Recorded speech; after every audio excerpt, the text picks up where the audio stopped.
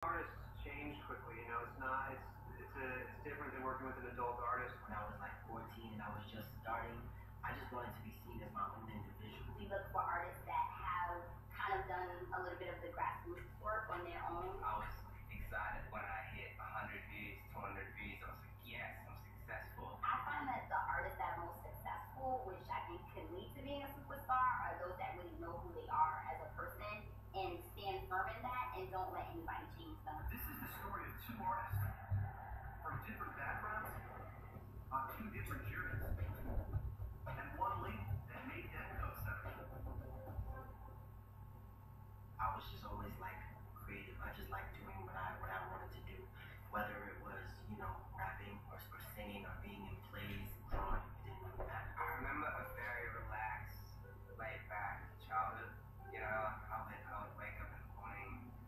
Sometimes we would go down to the beach, like watch the sunrise. It was just, you know, simply kind of paradise, almost. Diggy Simmons III grew up in Queens, New York, in a household that was far from ordinary.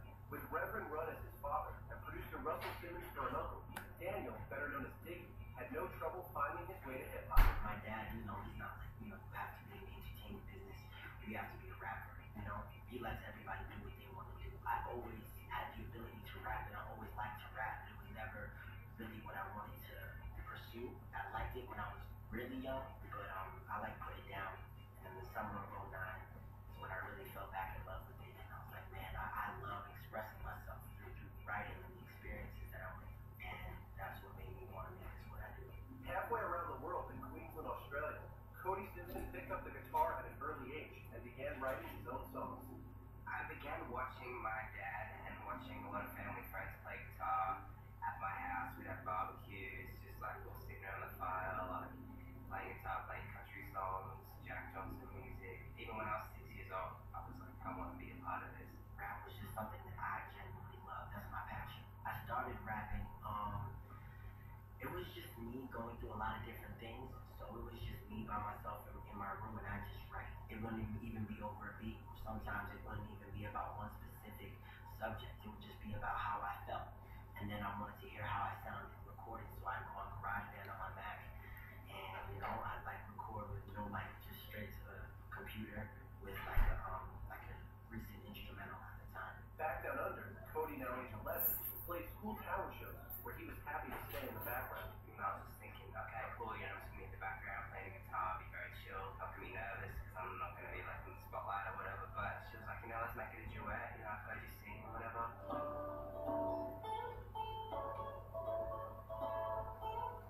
We just thought it was a great, you know, a great little gig. So we posted it online. I made a YouTube channel. I was excited when I hit 100 views, 200 views. I was like, yes, I'm successful.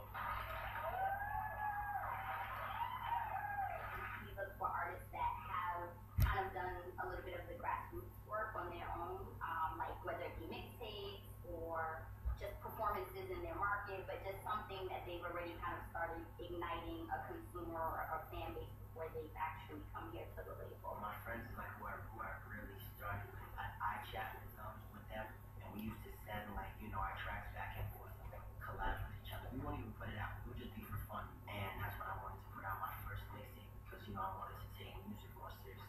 The first thing I ever performed at was my uncle's charity Christmas party. I didn't really know like all that went into a performance, so I kind of just winged it. But I was like putting the mic like down and just touching people's hands. Like I wasn't keeping the mic up the whole time. Like I didn't know, you know.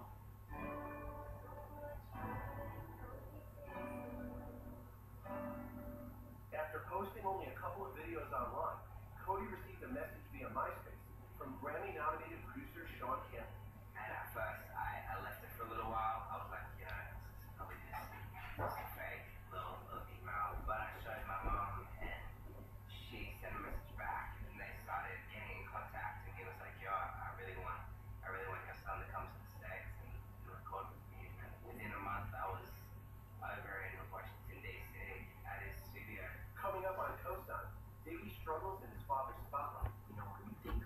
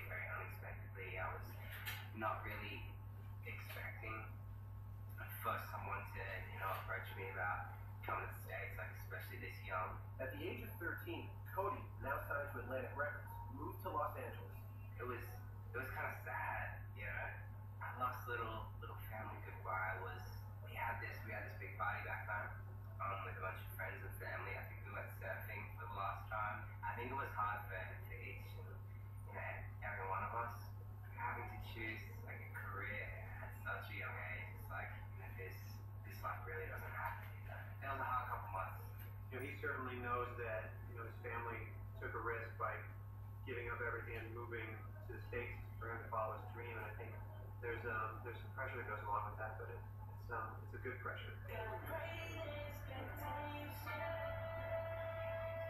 During that time, when I was like 14 and I was just starting, I just wanted to be seen as my own individual. And being that I was getting into music at the same time, I was like, I don't want to go into this and just be like, hey dad, can you give me a record? Or hey dad, listen to this song. What do you think you can do? He wanted to prove first and foremost to his family, his dad, that he deserved, to pursue this career. We actually went out to do a couple of those shows when my first single came out. I Flow Rider.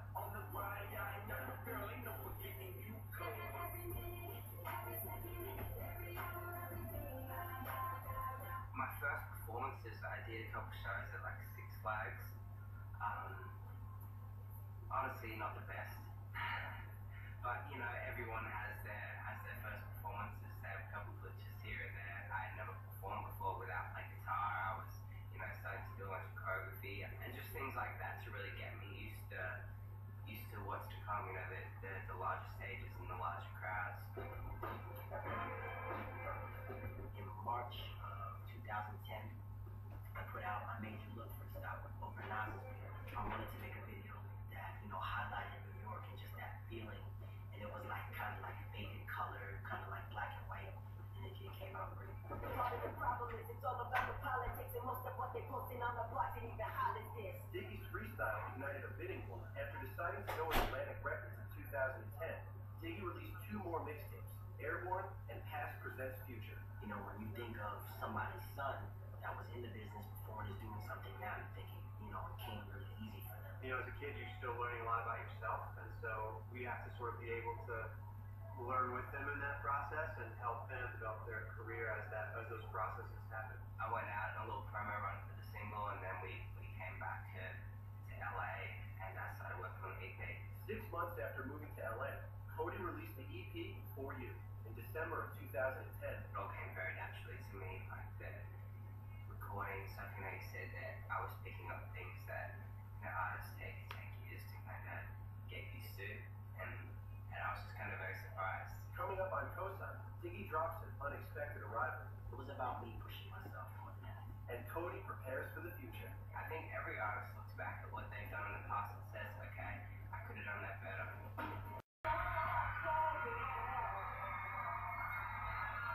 Thank you guys so much. I appreciate you all. Cody's second EP, Coast to Coast, was released in September of 2011 and landed at number 12 on the Billboard charts. I haven't even released my full-length album yet, but I think every time we get back in the studio and the standard of music and I think where I'm at creatively, it just kind of steps up. The ability to handle criticism is a huge part of this process, and I think for Cody, he's one of those people that he thrives off of, figuring out what it is that he needs to, do next to become a better artist. It's important to be able to write songs with people that can write better songs than you, so that you can improve in that way, and that you can improve creatively. My music is always my number 1 priority. I'm gonna make sure that I achieve what I want to achieve.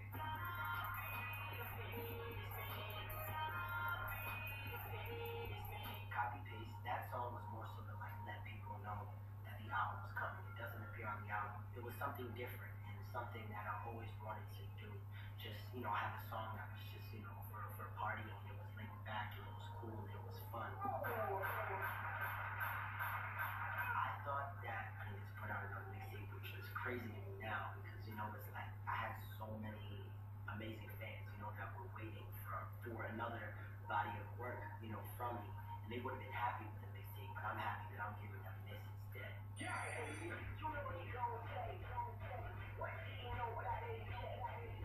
really me, and I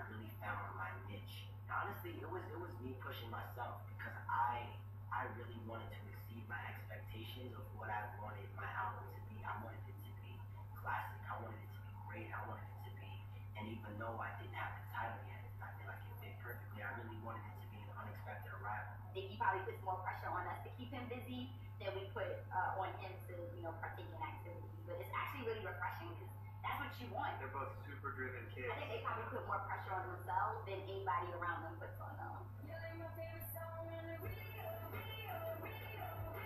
Every time I get back in the studio, it's better than last time, and I'm very excited for the music that will be coming out in 2012. This isn't an accident, and it's not, you didn't really just sort of fall into this. I'm very grateful that my parents are supportive enough to, make such an incredible sacrifice, for teaching me to chase my dreams, and, like, in the future when I have children, I definitely would do the same for them.